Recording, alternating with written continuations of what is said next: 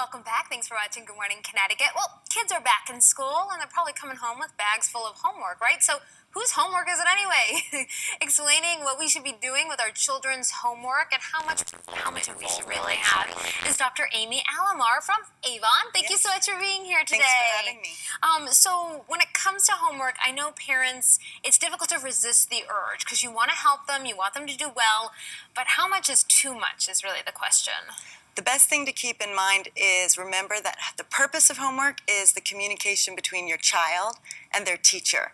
So really you don't have a major role in it. You're supporting the homework, you're making sure there's a place for them to do the homework, they have the materials to do it, and if they need some added support, but it's them doing the homework because it's their communication back to the teacher. But what if they have that project due the next day and it's a diorama and they have to get all those pieces and what if we don't want them to fail? Yeah, well, we don't want them to fail, but also failure does teach them, a lot of lessons. So even though we don't want them with our hearts to fail, we know that it's actually a good learning experience for them. So don't be afraid of that. Give them permission to learn. The struggle is in, where they actually do the most learning. So with the diorama, if they need the pieces, if they need the toothpicks or the cotton balls or whatever it is, of course you're going to help them find those materials.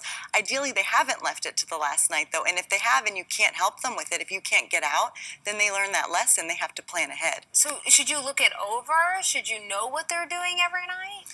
That's really up to the teacher. So if the teacher is saying, I want you to sign the homework, I want you to look it over, then you do it. If the teacher is not asking for that, then it's really up to the child to get the homework done. What if they're struggling and they're asking for help?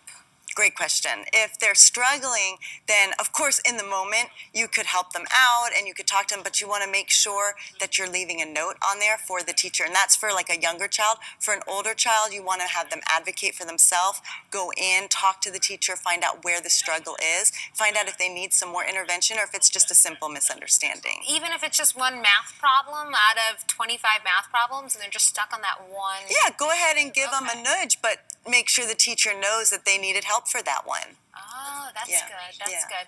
So how much, in terms of talking with their teacher about the homework as well, should you get involved in that at all, or should you make sure that the student is the one that's really talking to the teacher? Whenever you can, you want your child to be their own advocate. So you want to encourage them, even role play with them at home. What are you going to ask your teacher? What are you going to say to your teacher?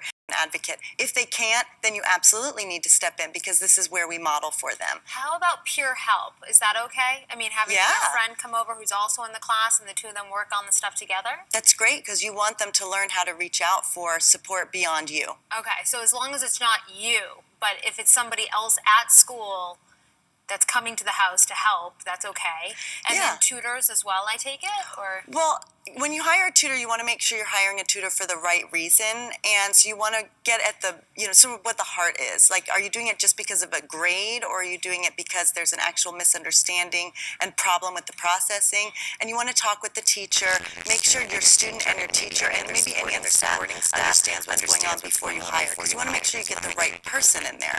Right. Do they just need some extra repetition? Right. Well, thank you so much, Dr. Amy. Some great You're advice. welcome. And for more about her and more helpful tips, just head to our website, WTNH.com, and click on that On Air tab and pull it down to the Good Morning Connecticut Weekend section.